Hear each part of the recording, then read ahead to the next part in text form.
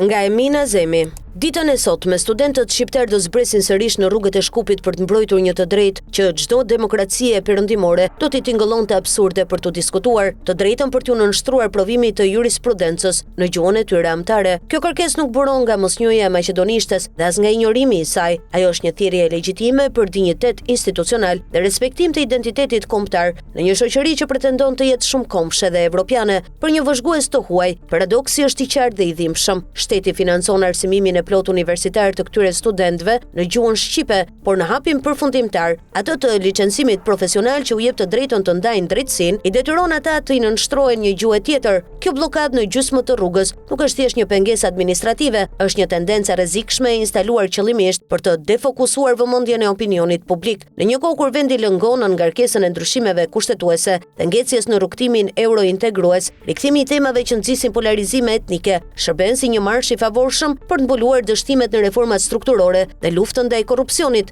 Megjithatë, kjo krizë sotme nuk lindi nga asgjëja. Ajo ka autor dhe adresa të sakta politike. Përtej vendimeve të ekzekutivit aktual, ky absurditet shpërfaq një tjesë të rëndë të papërgjegjshmërisë, neglizhencën dhe kompromisin e eshtur të ministrave dhe funksionarëve shqiptar, që me dekada kanë defiluar në krye të dikasterit të drejtësisë dhe të arsimit. Si ka mundësi që për vite me radhë, sa herë që negocioheshin ligjet, marrëveshjet politike dhe reformat në gjyqësor, asnjë ministër shqiptar nuk e pa të udhës ta zgjidhte me rregullore apo me ndryshim ligjor këtë ngërç kaq elementar. Ligji për përdorimin e gjuhëve ka hyrë në fuqi që në vitin 2019, por ministrat shqiptar u mjaftuan me trimëri deklarative dhe konsum politik të temës, duke e lënë zbatimin e saj të gjymtuar në praktik. Ata e lanë këtë problem të kalbi në sirtar, derisa shpërtheu në duart e studentëve të sotëm. Kjo flet për një sindrom ku elita politike shqiptare përdor gjuhën si instrument për të marrë vota, por dështon të ndërtojë infrastrukturë institucionale për ta mbrojtur atë. Ky moment nxjerr në dritë dilemën e madhe që rëndon mbi vetë shoqërinë tonë, apo arrim të ndërtojmë një mendim kritik të qëndrueshëm,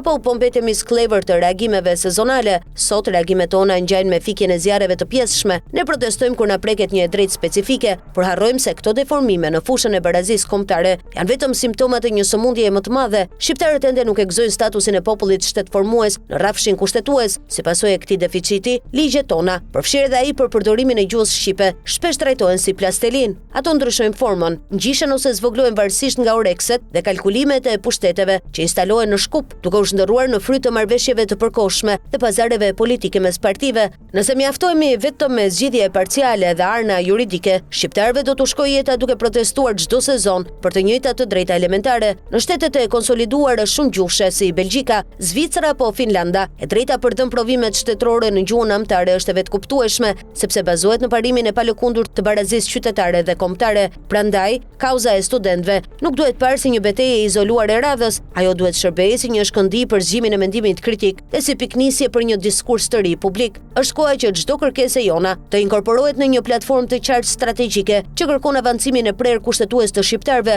vetëm duke u rreshtuar si popull shtetformues me garanci të qarta dhe të paprekshme kushtetuese, mund të japim fund epokës së ligjeve prej plasteline dhe të ndërtojmë një shtet ku drejtësia flitet, shkruhet dhe jepet pa pengesa etnike.